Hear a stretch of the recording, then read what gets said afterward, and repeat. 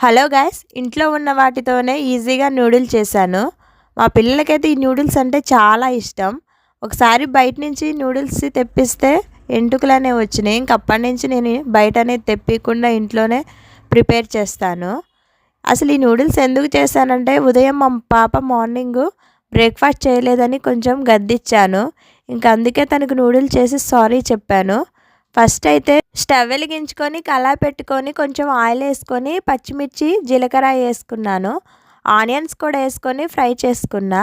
కొంచెం క్యాప్సికమ్ ముక్కలు వేసుకొని మగ్గించుకున్నా. కొంచెం కారం, కొంచెం సాల్ట్, ఎవరెస్ట్ చికెన్ మసాలా, ఇంట్లో ప్రిపేర్ చేసుకున్న మసాలా పౌడర్ వేసుకున్నాను. పక్కన వాటర్ హీట్ చేసుకొని మ్యాగీని అందులో వేసుకొని బాయిల్ చేసుకొని తీసుకున్నా. ఇందాక ప్రిపేర్ చేసుకున్న మిశ్రమంలో వేసేసుకొని మ్యాగీ పౌడరు అండ్ కొత్తిమీర వేసుకొని కలుపుకున్నా. చాలా బాగుంది. మా పాప అయితే చాలా హ్యాపీగా ఫీల్ అయింది. మీరైతే